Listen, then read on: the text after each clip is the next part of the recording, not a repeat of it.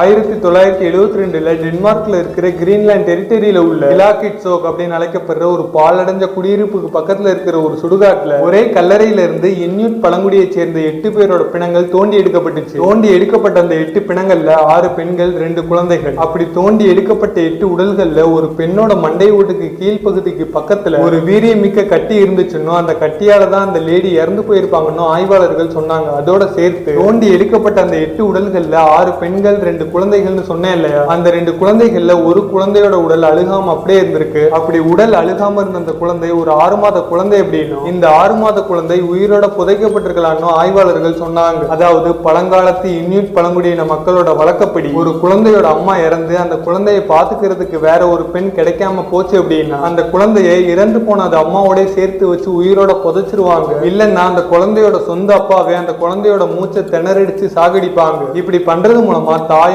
குழந்தையும் ஒன்னாவே இறந்தவங்களோட உலகத்துக்கு போவாங்கிறது பழங்காலத்து இன்யூட் பழங்குடியின மக்களோட நம்பிக்கையா இருந்தது. சோ இந்த நம்பிக்கையின் அடிப்படையில தான் உடல் அழுகாம இருக்கிற அந்த 6 மாத குழந்தையும் உயிரோட புதைக்கப்பட்டிருக்கலாம் அப்படின்னு ஆய்வாளர்கள் சொல்றாங்க. அது மட்டும் இல்ல, இந்த 8 உடல்களும் கிபி 1475 புதைக்கப்பட்டது அப்படின்னும், அப்படி பார்க்கும்போது 500 ஆண்டுகளை கடந்தும் இந்த 6 மாத குழந்தையோட உடல் இன்னமுமே அழுகாம இருக்குதுன்னு ஆய்வாளர்களால சொல்லப்படுது.